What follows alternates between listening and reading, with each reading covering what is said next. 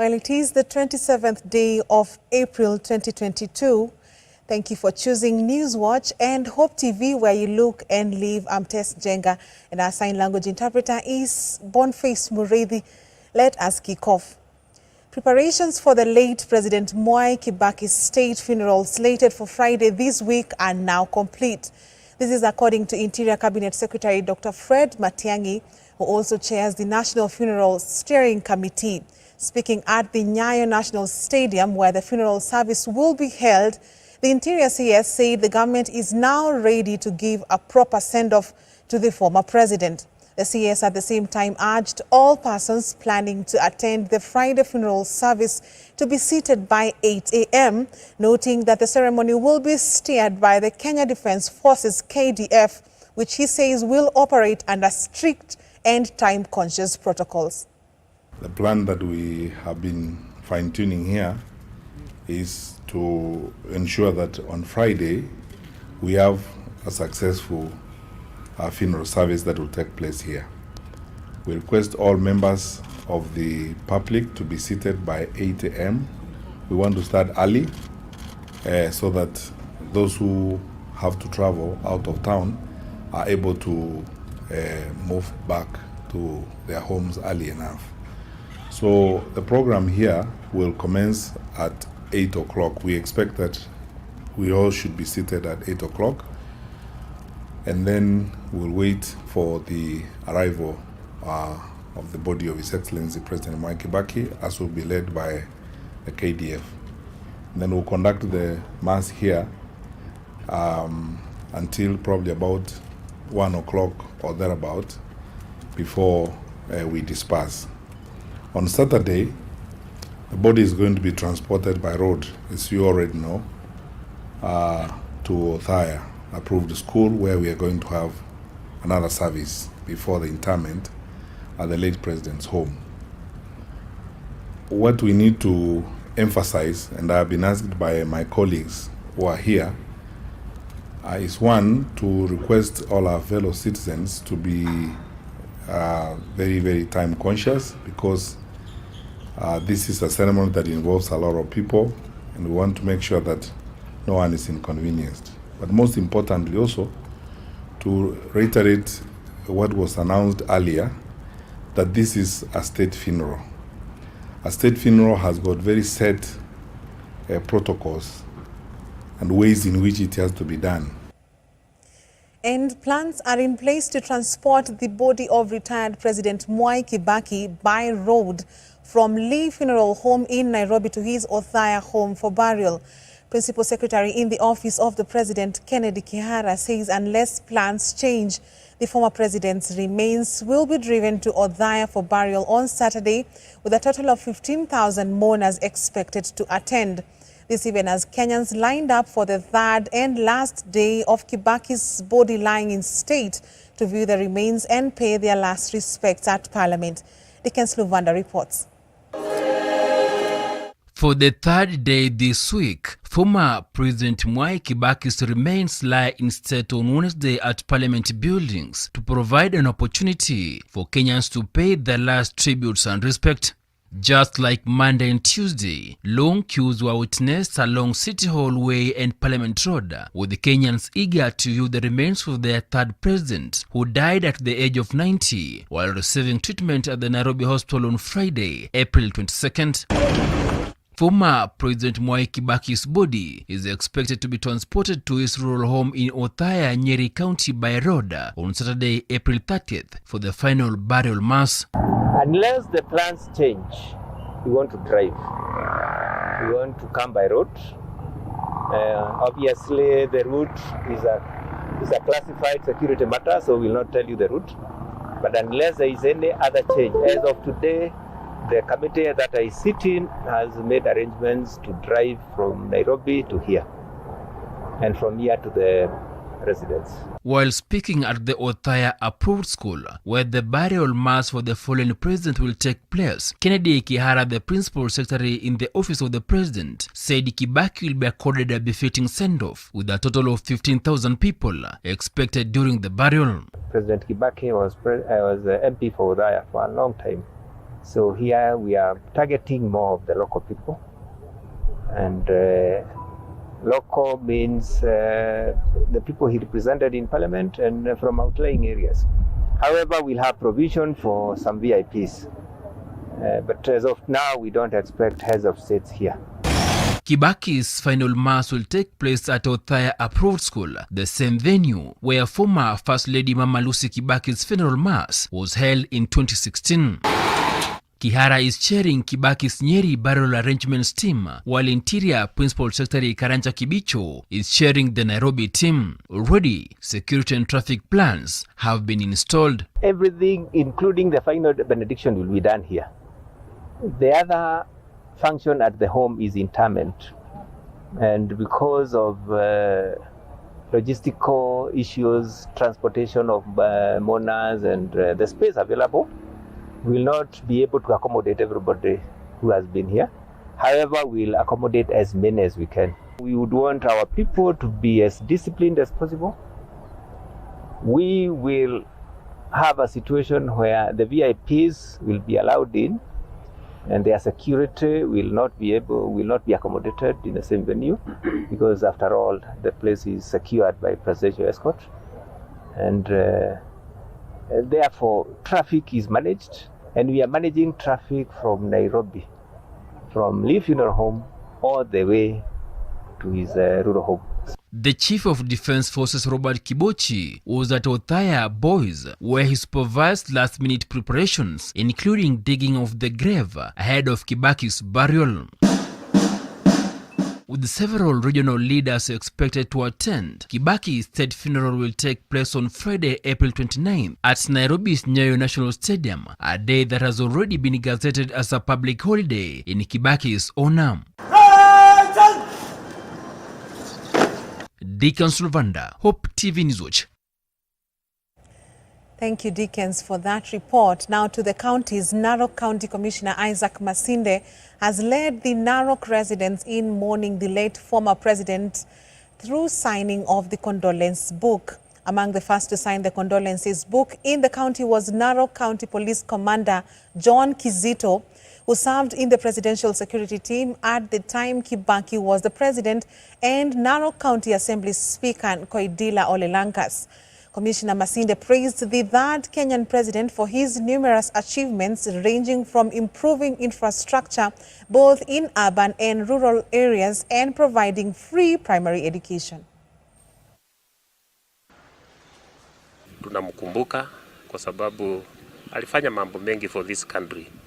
One among the issues zenye alifanya ambaye tunakumbuka ni kwamba alituletea katiba mpya, the 2010 constitution ambaye tunatumia sasa, katiba ambaye ni ya kisasa, is a progressive constitution ambayo ilete mambo mengi, mambo ya gender, mambo ya freedom to speak, watu kuongea, watu kufanya mikutano, watu kuparticipate in the development of their country. Kwa hivyo tunamkumbuka sana because ilichukua miaka mingi, more than 30 years, wananchi wakitaka kubadilisha katiba, but during his time we were able to get one which we are using now. Nimewahi kupata nafasi kufanya kazi na yeye. Nilikuwa mbunge wa Narok Kusini wakati alikuwa rais. I was in the 10th parliament. Na tulifanya naye kazi kwa karibu sana. Na vile mnasikia Wakenya wote hasa viongozi wakiongea juu yake.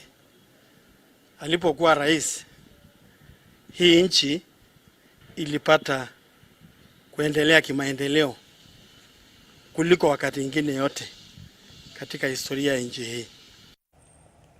And Mombasa residents have joined other Kenyans in paying tribute to the retired president who died aged 90 years old. The residents who thronged Coast Regional Headquarters office at Uhuru Nakazi building to sign the condolence book described the country's third president as a charismatic, diligent and progressive leader. They praised the late Kibaki, saying he spearheaded the economy of this country from the doldrums during the KANU during the KANU days, I beg your pardon, where the economy had gone down. Tuko hapa kwa kutoa pole kwa Mheshimiwa Mwai Kibaki, na ujumbe umetoka kwa mzee mwenyewe wa Mombasa Cement kuja kutoa pole, na kwa utaratibu wake na ile kazi aliyofanya kwa hiyo muda wote tunamshukuru, na vile vile alikuwa rafiki yake mkubwa kwa hiyo miaka yote, na ametumana kutoa pole personally. Mimi nije nitoe pole kwa familia yake na watu wake wote. Asanteni. Yeye aliinua nchi nzima economically, na wale vijana walikuwa na shida, akatumia akili yake akawaletea vitu kama hizi matugutugu, kama hizi pikes ambao ni pikipiki, ambapo wale vijana wote wangekuwa saa hii ni magaidi, wengine hata wangekuwa wanafanya mambo ya kufuta bangi. Kwa hivyo tunamshukuru sana, ameacha legacy ya kimataifa, na ukweli wa Mwenyezi Mungu legacy yake hatuwezi kukombea na mapresident wengine zingine, because hata saa hii nchi nyingi zinauliza nyinyi mlianza vipi. Tunamkumbuka kwa vile aliinua uchumi wa Kenya na kuanza masomo ya bure ya watoto wa primary na mambo mengine mingi sana. Kwa hivyo sisi katika mkoa huu wa Pwani, sehemu hii ya Mombasa, jimbo la Mombasa County, tunaomboleza na Wakenya wengine wote na jamii zingine zote, tukiomboleza kiongozi wetu, na tuna hakika kwamba hata mazishi tutaweza kufika.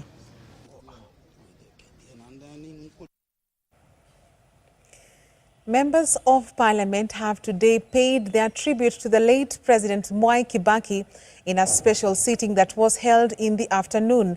The National Assembly Speaker Justin Muturi led the members of Parliament to observe a moment of silence in honor of Kenya's third president, with each member of Parliament allocated 5 minutes to mourn Mzee Kibaki. The members of Parliament eulogized Kibaki as a humble leader who did not entertain any forms of corruption. Mr. Speaker, Kibaki will be remembered as not a petty leader, as some people are today. Kibaki will be remembered as a person who does not betray. He doesn't believe in the politics of deceit and betrayal as it is today in Kenya. He was definitely a gentleman of Kenyan politics, gentlemanly to the point of being mistaken for a fence-sitter. But, Mr. Speaker, we all know that behind that gentility was a very careful, calculating, but principled man. A man whose integrity is not easy to question. A man who, when some of his friends brought or sought to bring his integrity to question, he had the courage to release them. Honorable Speaker, we can say a lot about the former president, but to say the least, Honorable Speaker, is to say that we need to learn from all the virtues that the third president instilled to us, and if we forget all of them, we should just remember that he detested lazy people, he detested people who are involved in corruption, and he encouraged us to work hard. Honorable Speaker, Honorable Kibaki and President Kibaki worked on the minimum wage for Kenyan workers, and is the one who raised it almost to the level that was wanted by the international standards and the ILO. And to date, it has been improved such that the minimum wage stands at what is required by the ILO. We must give credit where it is due. And Mr. Speaker, I salute President Mwai Kibaki, and I ask that his soul rests in eternal peace.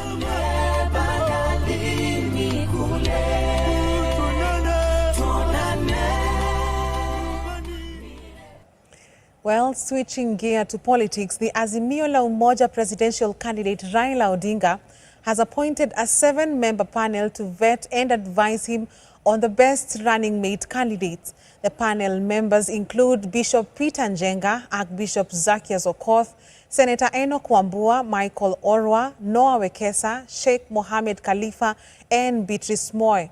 The appointment of the panel comes just a day after the Independent Electoral and Boundaries Commission extended the deadline for the submission of the presidential running mate names from the 28th of April to the 16th of May. As Kennedy Kimani now reports, both Raila Odinga and Deputy President William Ruto are yet to name their running mates amidst fears of possible fallout in the new parties or coalitions they are building for the 2022 general elections. Kenya's two leading presidential aspirants, Deputy President William Ruto and Azimio's Raila Odinga, are yet to name their running mates, and the debate on who will deputize them has been a key discussion in the political circles.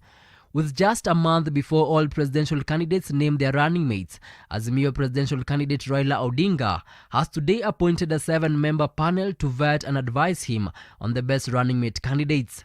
The panel, which consists of the clergy and representatives of political parties, has up to the 10th of May to submit the name of a person suitable for the position. Our candidate, Raila Amolo Odinga, has appointed the following panel members to assist and advise him regarding the nomination of the party's deputy presidential candidate.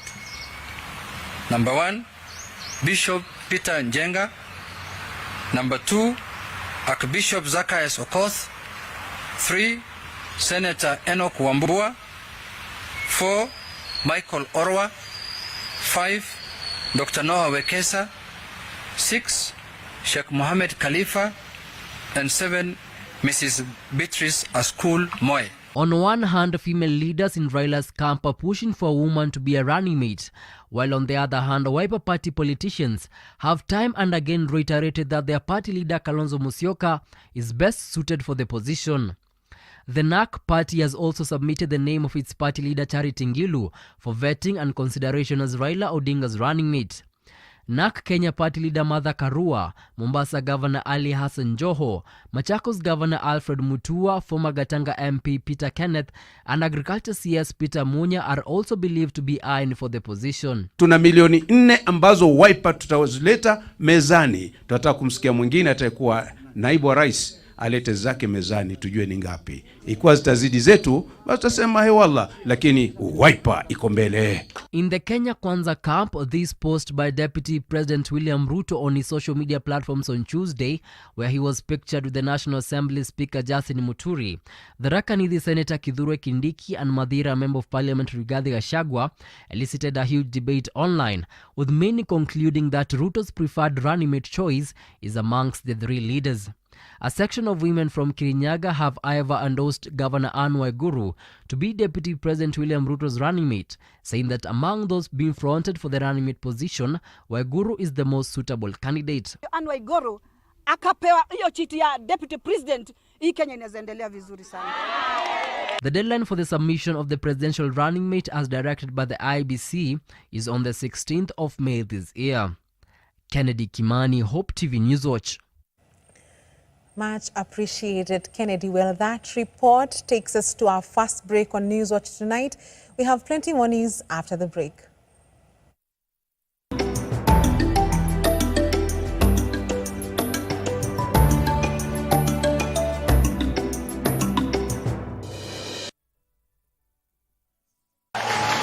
The CA Kuza Broadcasting Awards 2022 is here again.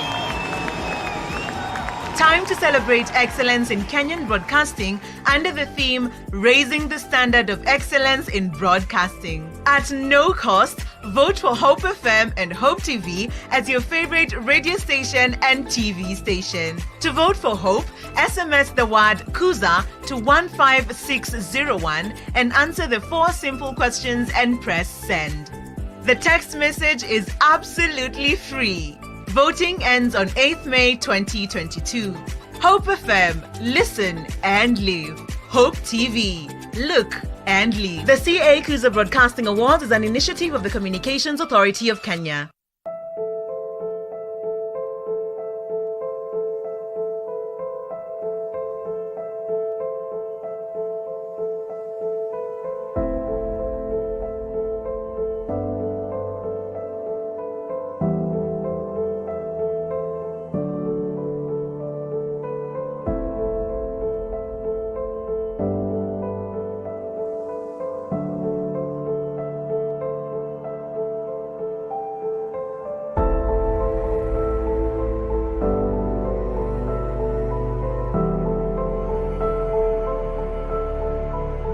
In the spirit of Kenyanness, we have come together to help our brothers and sisters affected by drought. Join us by dialing *126# to donate bonga points, cash or food, and lift one another in oneness.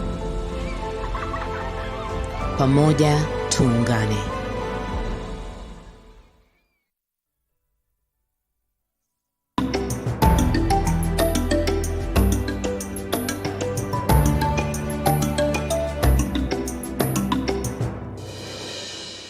Welcome back. Glad you're still with us. Let's continue. In politics, the United Democratic Alliance UDA today issued certificates to candidates who won during the nomination exercise held 2 weeks ago.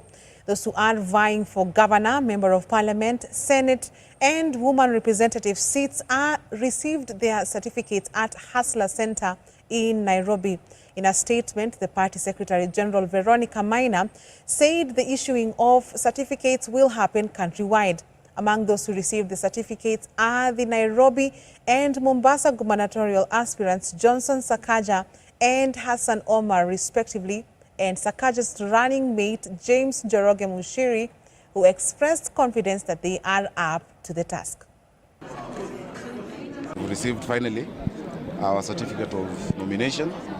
I want to thank, of course, I thank God and I thank the party and the people of Nairobi, the members of UDA and Kenya Kwanza, who have seen and have felt confident in our ability not just to win the election, but to transform our capital. About my deputy governor, I think you have seen him. A lot informed my choice. Number one, I wanted somebody with energy. I wanted someone who is not being plucked out of a boardroom, but who himself has chosen to go and serve the people. And you know, he had already come out of ABSA to go and serve people. He has a heart for the people. He has a heart for Nairobi as well. And I've said that he's going to have a docket. We don't want those deputy governors who just sit and drink tea and read newspapers.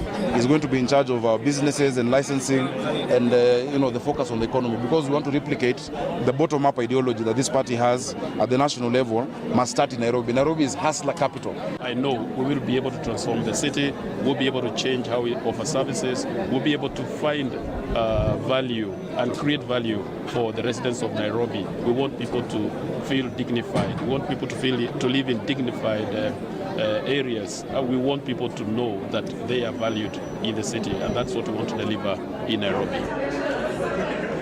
So I think it's a step in terms of the maturity of our democracy. That UDA, as the youngest party in Kenya today, is a flagship party. It conducted a free and fair nomination process. It has issued us all with our certificates. We are fairly contented, and we are now good to go. And we're going out there to win.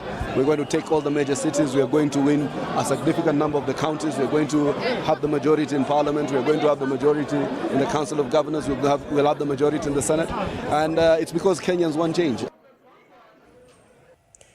Supporters of an aspirant for Bobasi Member of Parliament seat have protested over the move by ODM to allegedly alter a direct party nomination certificate in favor of another competitor. Speaking at Nyamache Township, the supporters disowned the new nominee and threatened to jump ship.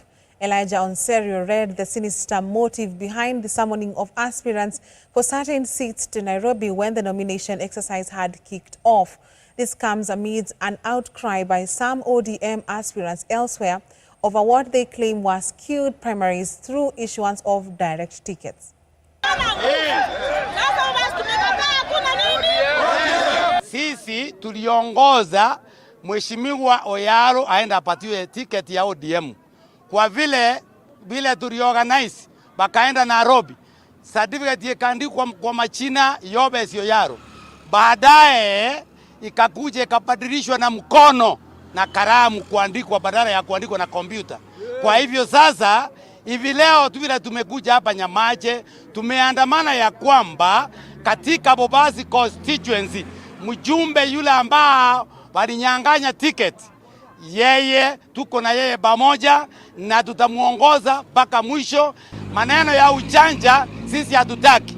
Yule ambao alipatiwa ticket ya ODM, sisi kama Bobasi constituency hatumuelewi, kwa maana alikuwa kansela na alikuwa kansela walienda huko wakafanya utanganyifu na yule ambao wanajuana. Kama ingewezekana wafanye ambaye amepewa achukue, hatungekuwa na shaka, tungekuwa tunamfuata. Lakini kwa sababu haikufanyika, they postponed and they called our candidates to Nairobi. Tunajua ya kwamba our constituency is not in Nairobi. Our constituency is here. Tuko na kura zetu kwa mfuko, ni sisi tutakaamua ni nani tutapea kura. Wao wacha wapeane tickets Nairobi sa ODM, na sisi kura zetu tunajua tunapea nani, ni Yobes, Onuonga, Oyaro. Huyo ndio tutapigia kura. Be prepared. Very well be prepared, because it's an open secret that whatever that is being done in one way or another, it's affecting the presidency, isn't it? Yes. It affects the president. So my call before 8th, before August, tafadhali wale wenye mko huko juu msiharibie baba kura ama namna gani? Moving on to news across our borders, the Center for Epidemic Response and Innovation has warned of a new wave of COVID-19 in South Africa. South Africa is preparing to endure a 5th round of infections as winter sets in. Recent reporting by the National Institute for Communicable Diseases, a division of the National Health Laboratory Services, has been alarming, with a 16.7% positivity rate. The figures recorded in recent days are the highest in nearly 3 months and significantly higher than a fortnight ago. South Africa, where less than 45% of the adult population is fully vaccinated out of a population of nearly 60 million, has recorded more than 3.7 million cases and some 100,350 deaths in accumulation. And to Somalia, Somalia's Senate Speaker Abdi Hashi Abdullahi has been re-elected in a vote held in the country's capital, Mogadishu. After delays of more than a year, Somalia is a step closer to holding presidential polls with Wednesday's election of the Speaker. However, the exercise has been marred by a fresh row between President Mohamed Abdullahi Farmajo and Prime Minister Mohamed Hussein Roble over who should handle security at the election's venue.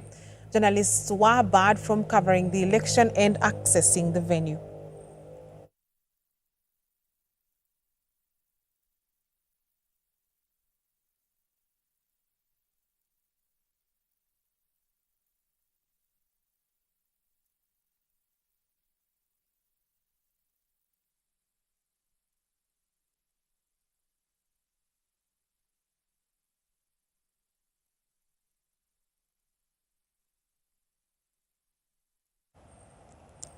On that note, let's take another break on Newswatch tonight. We will be back with business news.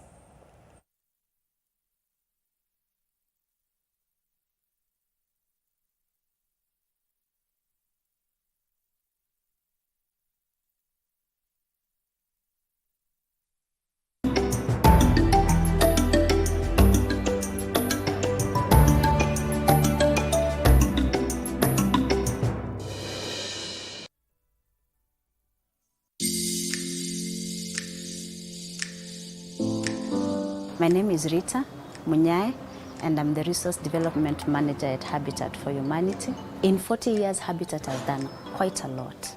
And as we move forward, we are looking at an intervention that is going to be holistic, whereby we don't just focus on an individual household, but we are looking at communities, at settlements.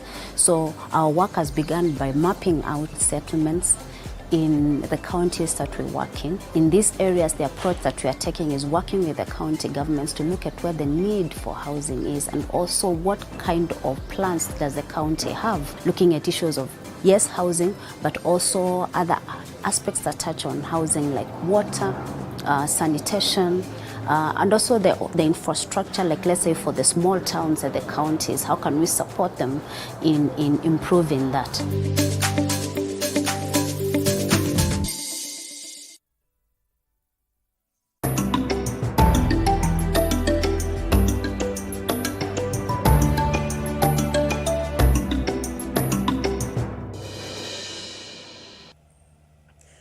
In business, the government will gradually lift its ban on scrap metal dealings starting May 1st.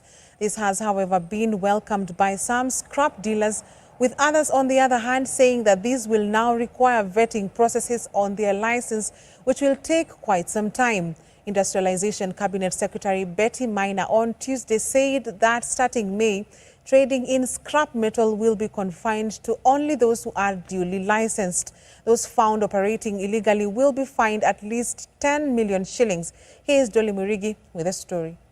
It's now a sigh of relief for traders who have pleaded and even protested the ban on scrap metals trade after the government announced the lifting of the ban from May 1st. But the dealers are still facing hurdles as they are required to comply with regulations set by the state last month. Industrialization Cabinet Secretary Betty Maina on Tuesday announced an updated version on the scrap metal regulations, saying that only licensed traders will be allowed to do business and that license application would undergo vetting by county agencies.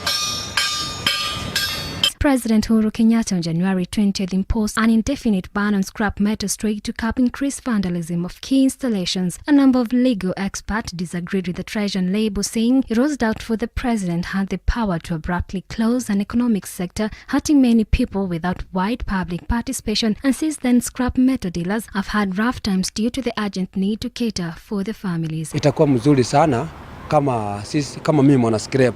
Itakuwa imenisaidia juu nilikuwa nalisha na familia yangu.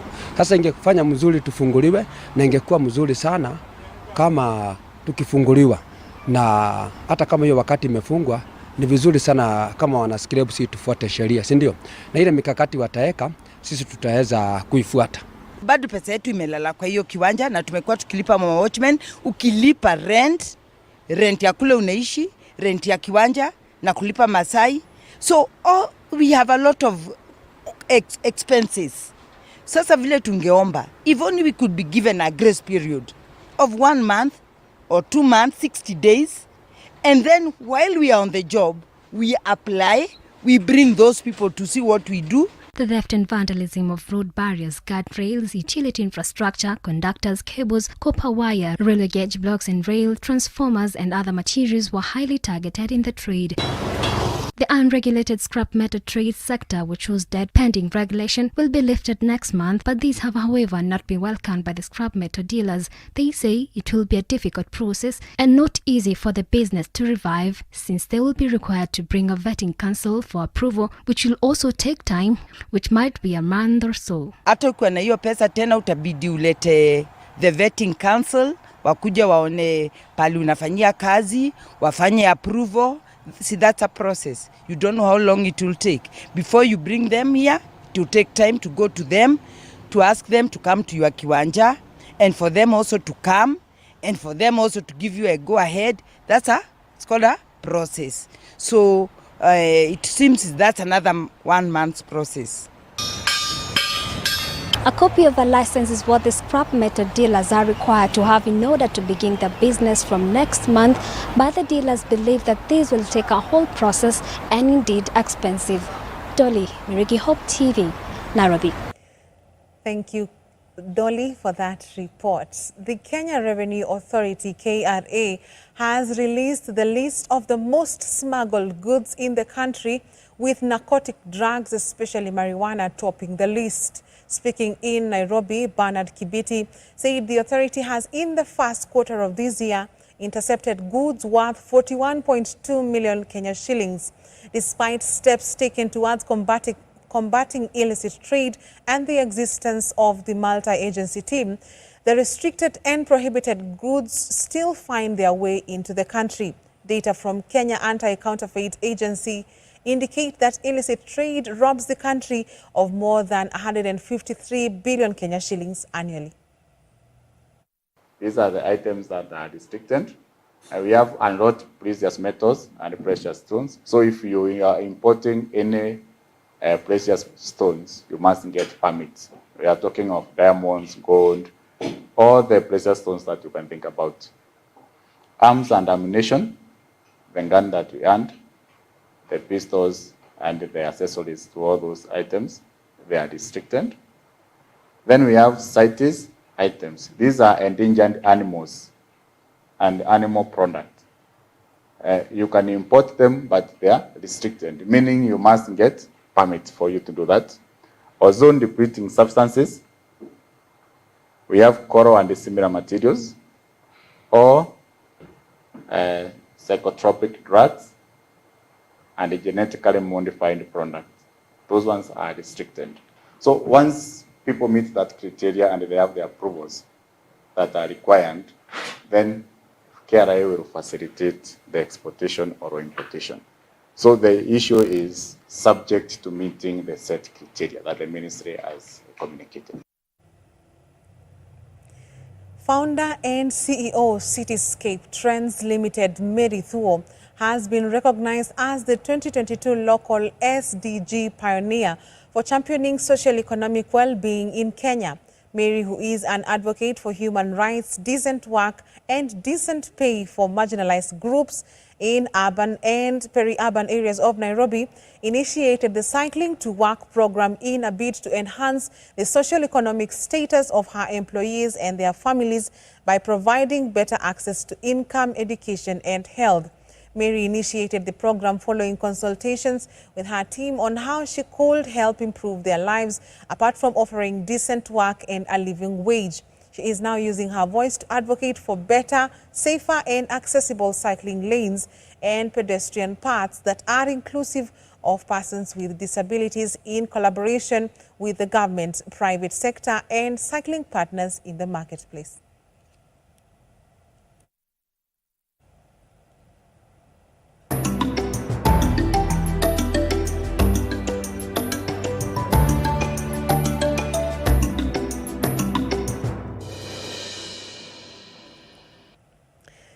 Now in sports, KCB Chess Club is set to participate in the upcoming East Africa Open Chess Tournament, which is scheduled to take place from the 30th of April to the 3rd of May in the county of Mombasa.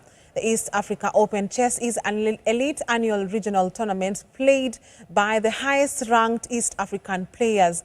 This year's tournament has attracted over 250 chess players from Kenya, Uganda, Tanzania, and South Sudan, with prize money of 300,000 Kenyan shillings to be won. Junior players will win trophies and medals.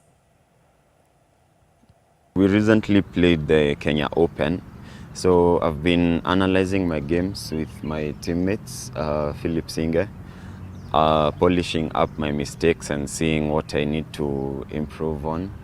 And also doing lots of tactics and end-game studies just to maintain my form and increase it. The zonals will be held in Ethiopia, Magnolia Hotel, from 1st May to 10th May this year. So I think the dates will clash with the East African Open. So I will have to leave the tournament halfway. So mingling with my teammates, KCB teammates in Mombasa, will be a nice experience. They will help me polish up a few things that I think I need to work on. In the league, we are trailing by game points. We have same match points with the leaders, Nacha. So we have to collect maximum for the rest of our league games. So that means we have to prepare. We have to play as much chess as we can.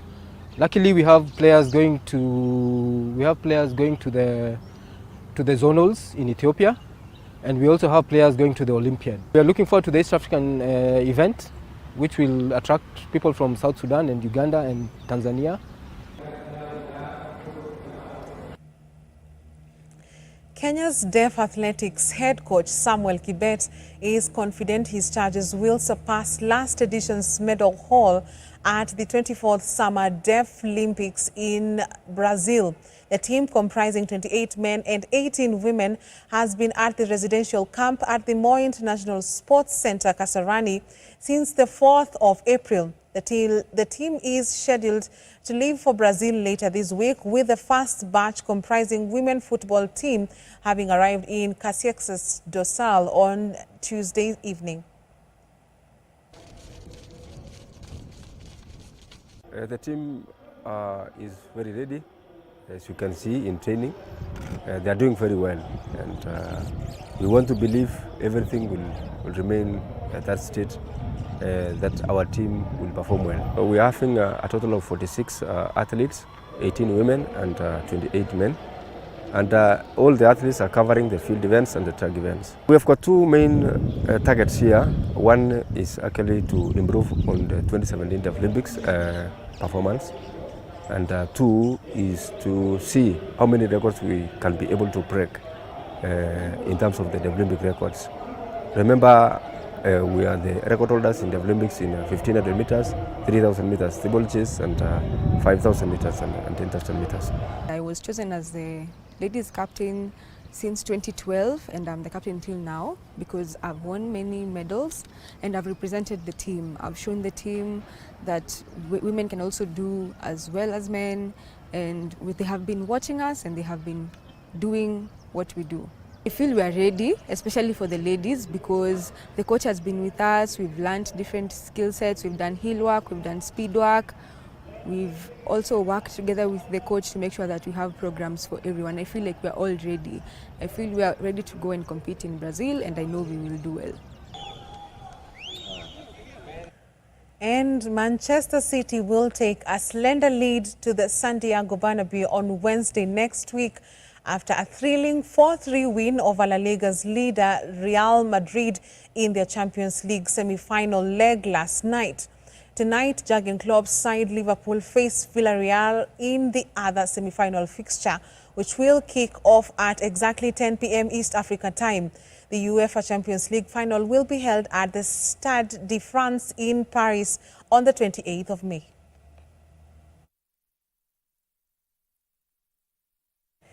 Well, it's a wrap on Newswatch tonight. Thank you so much on behalf of the team. We appreciate you watching. I'm Tess Njenga, and my sign language interpreter is Boniface Muredi. See you tomorrow, same place, same time, God willing. For now, have a good night and be blessed.